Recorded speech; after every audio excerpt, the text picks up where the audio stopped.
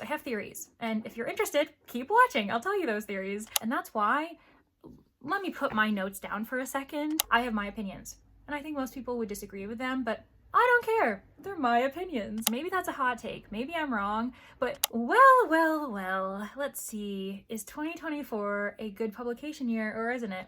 Welcome back to my channel. I'm Leandra the TBR0, and my goal is to lessen my physical TBR one book at a time. But it's also a bit of a hobby, a bit of a passion of mine to get into the nitty-gritty of statistics when it comes to my reading lifestyle, what I'm picking up, what I'm DNFing, and what I think the rest of the year is gonna look like. It's just my bread and butter. And this is the perfect time to post a video like that because it's June 2024. We've had about 6 months of the year under our belt. We have 6 months to come. And so we're seeing a lot of content where people are talking about their mid-year freakout tag, anticipated releases, predictions and projections for what they want to see themselves doing in the next 6 months. And what I'm thinking about doing right now, as I'm recording, is talking about how strong or weak the 2024 publication year has been so far, at least for me. I know that there have been some really huge releases that everyone's been really excited about, but there also have been some flops that you kind of are surprised to see negative reviews for, people are disappointed, and that's just always fascinating to see as far as what book has met our expectations and what book is more like a diamond in a rough and it wasn't on anyone's anticipated books, but now it's blowing up and people are really excited about it. I have a few books on my shelves that I've been meaning to read that I still haven't, so those aren't on my list because I haven't read them yet. A handful of them are actually continuations of series, so those are also a bit muddy in the water. I don't really know how necessarily to discuss those when it comes to anticipation, because with every passing book in a series, the pool gets smaller and smaller for those who are anticipating it, just because people's preferences change. If you start the series and you don't like it, obviously you're not going to continue. But I have Against the Darkness by Kemper Blake. I also have The Cursed Rose by Leslie Vedder. Both of those are YA. I have A Body Made of Glass by Caroline Crampton. It's a nonfiction that I'm really excited to read.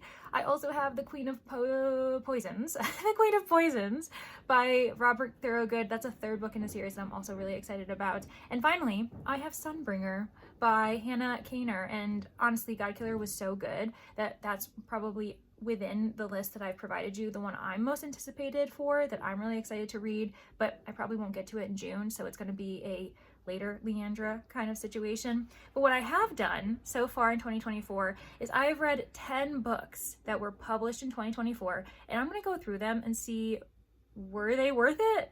Is 2024 looking like a really strong publication year for me? I guess we're kind of judging it like a fine wine. Like, is this a good year? Is this a good year for me? Or am I like, nah, this isn't working out? I will say that most of the books I've read that were published in 2024 are top heavy, and that they were published in January, February, and March. So April, May, and June, the jury is still out. The first book that I ended up finishing that was published in 2024 was Emily Wilde's Map of the Otherlands by Heather Fawcett. This is a sequel, so as I said, some of these will be a bit odd to discuss because they're continuations of a series, but I would argue that Emily Wilde is a bit of an exception because it still was a hugely anticipated book because so many people loved the first book in that series, which was Emily Wilde's Encyclopedia of Fairies. I actually read both of those books this year, so I wasn't a part of the hype when the first book originally came out, but I did read it thanks to Danny Davils because she recommended it to me, and then we ended up buddy reading Map of the Otherlands together. I gave it 4.5 stars. I read it in February, and the publication date was the 16th of January, so I read it pretty recently after its publication, and I would say that my views of this book match the public. So on Goodreads, it has a 4.34 star rating, and it has over 32,000 ratings. So that's pretty strong as far as having only been published for the last few months, and it still has an over 4-star rating on Goodreads. So my rating is 4.5, really kind of goes with the general public. I will say that I might be in the minority in arguing that Map of the Otherlands was better than Encyclopedia of Fairies. I think most people would argue the opposite, but I did give both books 4.5 stars overall, so they're pretty much the same in my mind, but if I had to choose, I actually preferred the second book. So at least at the beginning, it was going really well. 2024 was looking like my year. The second book that I read in 2024 that came out this year was Midnight on Beacon Street by Emily Ruth Verona. This one is a 1990s thriller. It was published this year, but it's set in the 90s, and it's very much inspired or as an homage to horror, to like the horror film industry. And I'm a bit of an odd duckling when it comes to this book because I really liked it. I gave it 4.25 stars. I read it in February as well. It came out the 30th of January. So again, a very quick turnaround. Maybe I was fortunate because I hadn't heard anyone talking about it. It was actually gifted to me by the publisher. But the reason why I'm saying I'm an odd duckling is because the ratings for this are so low on Goodreads, and I'm very surprised. I have theories, and if you're interested, keep watching. I'll tell you those theories. So according to Goodreads, it has a 2.92 star rating. It also only has 2,000 ratings in general. So, I mean, it's pretty much still under the radar. But what I noticed is a handful of people, I didn't look through every single rating because we don't have time for that, but I saw that those who were giving it 1 star were saying, this isn't horror. Well, yeah, I know, it's a thriller. In the description, in the marketing of it, it says it's a thriller. So I don't really know why these people are so disappointed that it's not the genre that it's not marketing for. So that was a bit odd. And I would argue that it's actually a bit more of a mystery thriller, which I find a lot of people, even in the thriller genre, those people who are really huge fans of thrillers, they don't tend to be as big of fans of mystery thrillers. Maybe that's a hot take, maybe I'm wrong, but the books I tend to like in the thriller genre are within the subgenre of mystery thriller, and those books tend to kind of get shit on by a lot of thriller lovers. So I don't know, that's my interpretation. Maybe those are the circles I'm hanging out with, but I would argue that Midnight on Beacon Street is more of a mystery thriller, and that's why people who like thrillers and horror are angry at it for some reason. Like it's not meant to scare you. It's not a horror. So people, please read the descriptions. So far, the year of 2024 is looking really good for me, and that continues. I ended up reading Once Upon a Murder by Samantha Larsen. This is another continuation of a series. It's the second in the Lady Librarian mystery series, so we're kind of veering off. We've had a historical fantasy, a mystery thriller, that's right, Midnight on Beacon Street is a mystery thriller, and then Once Upon a Murder is a historical mystery. I am not surprised that I loved this. I actually had this as one of my most highly anticipated books of the year because I really loved book 1. I gave it 5 stars, and I gave this 5 stars as well, so no one is surprised. It came out in February. I read it in February because I did get an ARC for it, and I'm really hoping to get the ARC for book 3. We'll see how it goes. Now, I obviously adored this way more than what Goodreads people say because they gave it 3.7 stars on average, but it's also still very, very much under the radar because it only received 346 ratings overall. I would argue that historical mysteries do tend to have lower total ratings on Goodreads, not necessarily that they have a low average of star ratings, but just in general, whenever I am looking into historical mysteries, I realize that they don't usually have many more than a few thousand ratings, depending on the publisher, depending on how popular and long running the series is, but that's my opinion. And then we get to Past Crimes, a book that I did an entire video for. If you know what I'm talking about, then you know how I felt about it before I even reveal it. So I read this in March, and it came out on the 6th of February. I also received an ARC for it. I actually received the ARC, and then it ended up expiring, and so I couldn't read it through the NetGalley app, so I had to actually wait for its publication. I got the audio through Hoopla. It was a whole thing. I still plan on, providing a review submission for it on NetGalley, but life has been crazy. This book is by Jason Pinter. It's an author I'd never heard of before, but I was really interested in the topic because it's a sci-fi mystery / sci-fi thriller, if we want to call it that. I think it's more mystery than thriller. We're seeing that there is some kind of, issue in how we label mystery, thriller, and thriller within the publishing industry. I have my opinions, and I think most people would disagree with them, but I don't care. They're my opinions. I ended up giving this book 5 stars. I really loved it, and this is another book where I saw a lot of people criticizing it for being called a thriller, and I was like, well, it's not. It's a mystery with some suspense, but just because it has suspense, it doesn't make it a thriller. And I would say that I am, again, in the minority, but this is similar to Once Upon a Murder, where there aren't many reviews for this book. I think it's because it comes from a much smaller publisher, a Scottish-based publisher, and I don't know if the US, at least as far as ebook and physical book.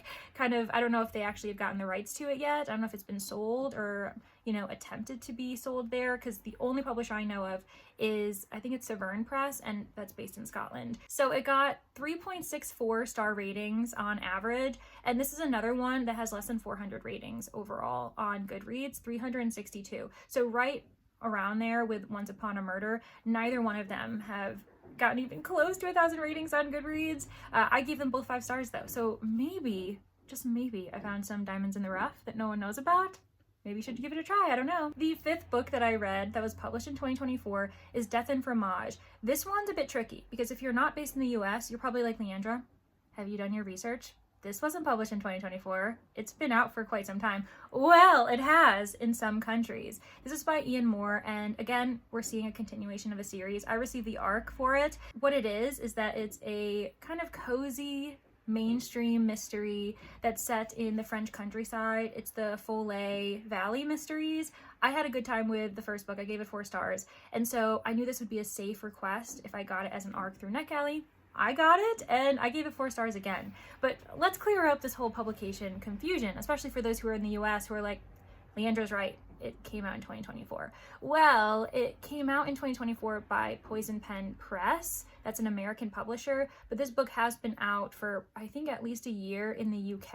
And what's really strange about it is that if you have Hoopla, you can get the audios and I think the ebook right now for the 3rd book, but technically the 3rd book isn't out according to Poison Pen because they haven't published it yet. I think that there is like a copyright deal where Poison Pen has the rights to this series and they're connected to some kind of UK publisher. I can't remember who it is, but the UK publisher has the publication date a year ahead of time. And so now Poison Pen is just behind the 8 ball. Is that a phrase? I think so. And that's why here in the US, we keep getting access to the ARCs of a book that's already out elsewhere, but I'm not mad about it. And I will be requesting the ARC for book 3 because it's just a safe series. I find it very cozy. It's very fun. If you like the TV series Death in Paradise, I feel like you'd really like Death and Fromage and the book that came before it, which was Death and Croissants. And no, I'm not saying that because one of the characters is British and the other character is French, but I'm kind of saying that. A minor interruption because I realized that I didn't provide the statistics for Death and Fromage. I ended up reading that in March and it came out on the 5th of March, so I read it very quickly as soon as it was published, even though I had the ARC. I don't like to read them too early in advance. I kind of like to read them within the month they come out. And then the star rating is a 3.7 on Goodreads with just over 2,000 ratings. So even though this book has technically been out much longer, according to the rest of the world, it still hasn't gotten that many ratings. But I also think that it's because it leans a bit cozy mystery, which isn't everyone's cup of tea. Switching things up, I know that this has been a pretty mystery heavy list so far. I'm actually surprised it is. I do tend to mostly read mysteries, but I was telling a friend that I was like, oh, when I do this video, it's going to be kind of silly because it's mostly not going to be mysteries and I'm going to be messing up with my brand if I have one. And then when I was looking at the list, I was like, no, Leandra, you've mostly read mysteries. You're fine. I find that very funny, but we are switching things up and I read Lunar New Year Love Story. This is by Jean Luen Yang. It's a YA graphic novel. I know. Basically, my director at the library kind of put it in my lap and was like, Leandra, can you read this? And then if you like it, put on the staff recommendations because we're trying to promote more graphic novels, especially in my branch. And so I was like, okay, sure, I'll read it. I hope I like it. And I did. I ended up giving it 4 stars. So I read this in March and it came out the 9th of January. The artwork is gorgeous. I really appreciated a lot of the themes. There were some family dynamics that were discussed and a character who felt as though so many negative things were happening to her and she was wondering if she was cursed. It was her fault. And it was really heartwarming by the end of it. So I gave it 4 stars and I would say that my rating is slightly less than the public, but that's not surprising because it really is lovely and I can see why people who love graphic novels, especially YA, would totally gravitate towards this. So the Goodreads ratings for this was 4.43 stars and it ended up receiving 3.3 thousand ratings. So still also under the radar, not surprised by it being YA and a graphic novel. I feel like that, you know, kind of makes it a bit more niche, even though it shouldn't, because graphic novels are lovely and so many people love YA especially. But yeah, I certainly don't regret reading it. It was super fun, super quick, and I would read from this author again. Moving on! Next, we have The Tainted Cup by Robert Jackson Bennett. This one is a fantasy mystery. It's a Sherlockian reimagining, and I was super nervous but super excited to try this because I'm trying to get more into genre blends, especially mystery genre blends. So fantasy mystery, sci-fi mystery, horror mystery, which does exist. And I read this with Danny. I think this was another buddy read. Whoa! We're not surprised. I've had quite a few buddy reads with Danny over the past year, and this year we've kind of gone pretty all out for 2024 releases. Very interesting. Another trend to kind of keep in the back of my mind. With The Tainted Cup, though, I entered this not knowing anything about the author. This was my first experience with him, whereas Danny knew this author because she read the Foundry Side trilogy and really loved it. I ended up giving this book 5 stars. I loved it. It was so good. It was a lot more heavy on the mystery than I anticipated, which of course is my cup of tea. And we read this in March together. It came out the 6th of February. So again, a very quick turnaround, and just I'm so excited for book 2. It's going to be so good. It was such a lush environment that these characters were trying to solve this really grotesque and intertwined, pun intended, kind of mystery. And I love the world. I was really fascinated by our Sherlockian Anna and the Watson Din who was assisting her. Chef's kiss. And Goodreads mostly agrees. For the average star rating, it's 4.34 stars, and this one is probably one of the highest number of ratings that I have on this list with 12,000. So far, none of the books I've read apparently have broken 10,000 ratings on Goodreads except for Emily Wilde's Map of the Otherlands, and now we have The Tainted Cup. Interestingly, both of them are fantasy. One's historical fantasy and the other one's a fantasy mystery. So I don't know if that just means that fantasy readers are a bit more into the whole giving ratings. I do argue that mystery readers aren't as big on Goodreads, and that's why, let me put my notes down for a second. When it comes to the Goodreads Choice Awards, there is a category for mystery and thriller, and I am telling you, probably 75% minimum of the list is always thrillers, and I kind of have always wondered, I'm like, wow, is this so weird? Everyone always gets super excited for this, and they say that they've read, all of these books on this list, but year after year, I have to say, I've maybe read one book on the mystery thriller list. Am I a mystery reader? What's going on? And then I realized it pretty much caters mostly to thriller readers because I think they're a bit more active on Goodreads. So yeah, I find that really interesting. I'm trying to read more thrillers this year so that when the Goodreads Choice Award comes out, I could kind of participate in the predictions. I want a video on that, hopefully, as well as potentially being able to read all of the shortlist. I know that a lot of booktubers do that, and I've never decided to do that because usually I would have to read all of the books on the list to actually do that video, and that is crazy. So yeah, that's a little bit of a future Leandra anticipation thing going on if you're intrigued. Anywho, everything's going really well for me, right? It seems like I'm really enjoying 2024 releases. Is this a good year for me? It sounds like it is, especially with the books I've mentioned. But then we take a turn because I read Cascade Failure by L.M. Sagas. This is another book I actually read with Danny. Both of us were so excited for it. The cover is gorgeous. It was honestly becoming very quickly an anticipated release for us because as soon as it came out, we both got it from our libraries. We actually took pictures of it to each other and sent them, and we were like, wait, we both have this book? Let's read it together. And we did, and we hated it. It was so horrible. I ended up giving this book 1.5 stars. We read it in April. It came out the 19th of March. So again, very early turnaround. We weren't influenced by anyone else who'd read it. We actually didn't know anyone else who had read it. And we very much disagree with Goodreads. So the Goodreads people give this a 3.94 star rating overall. And I will say it doesn't have many ratings, but usually that hurts a book.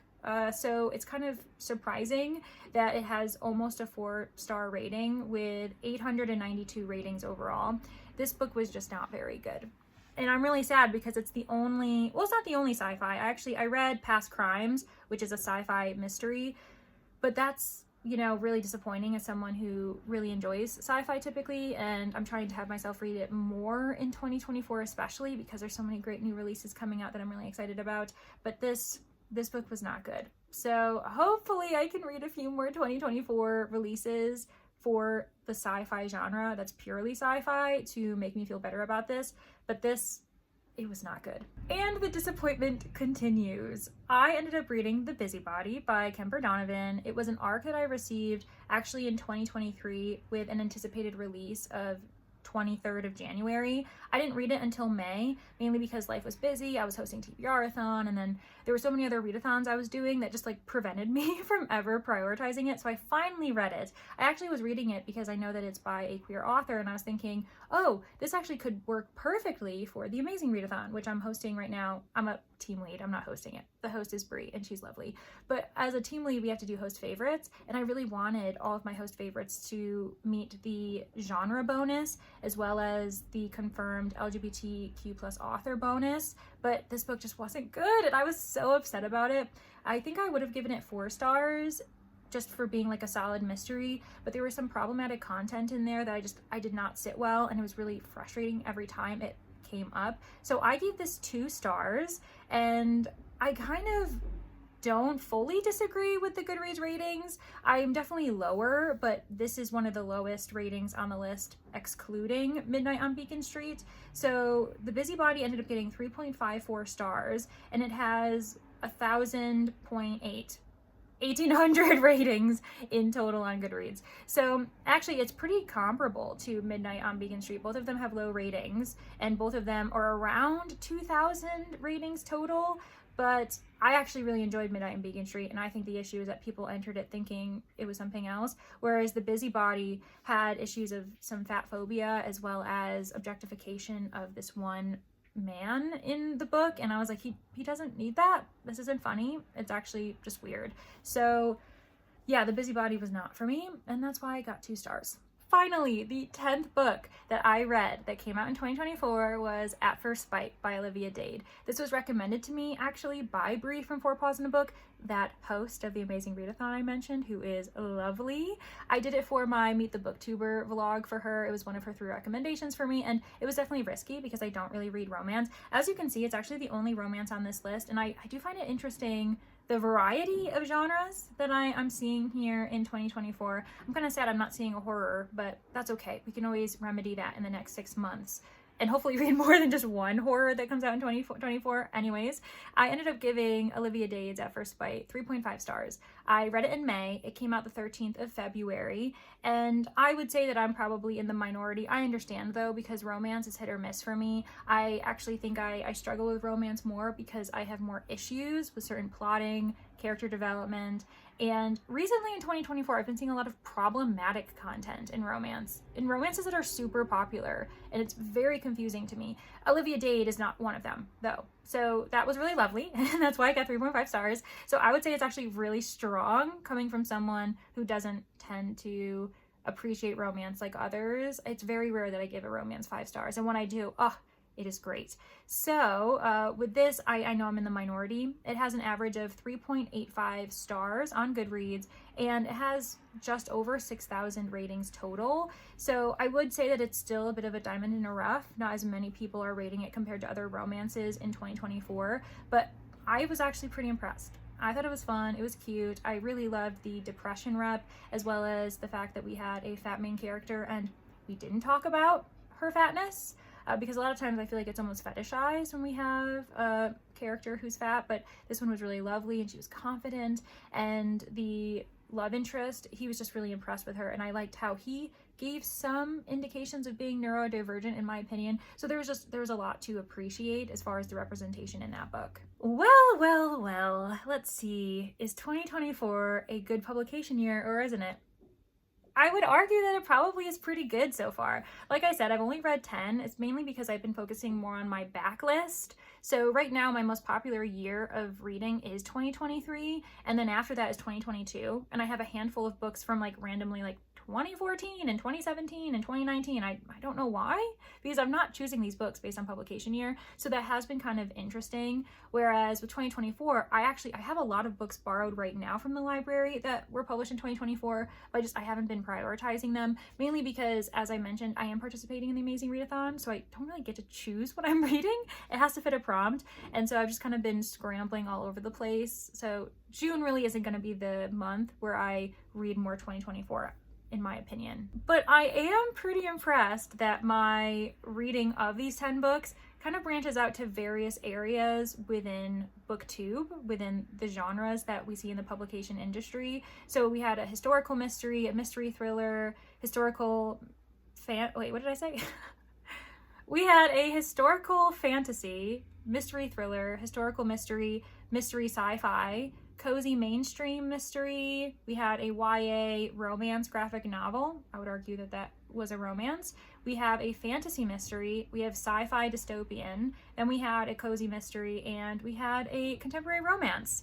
I'm a pretty eclectic reader, I would argue. A lot of these were recommendations from friends, so it wasn't really my choice, but we're gonna ignore that. I'm not really sure what kind of predictions I should make for 2024 moving forward in the next 6 months, but I would like to actually read more. I am hoping I read more than 10 in the next 6 months, because that's actually pretty low, and I'm surprised that I'm not reading as many books published this year than I expected. I'm getting a lot of arcs, so there are quite a few arcs on my NetGalley that I need to catch up on, and I'll make sure to show them here in graphic form, because I know that a lot of them are pretty highly anticipated for me. Service Model I just got accepted for, and that one looks really great, and quite a few mystery / thrillers that look really good, as well as middle grade. The Mystery of Locked Rooms looks really good. It just came out in the last month or so by Lindsay Curry, so that looks great. And I'm realizing I didn't read any middle grade on this list, so that's apparently one area that doesn't necessarily represent my reading. I don't read middle grade all the time, but I am a big fan of middle grade. So yeah, I would say that pretty well this 2024 list represents me somewhat, and 7 out of the 10 books are books that I would definitely 100% reread and recommend to people.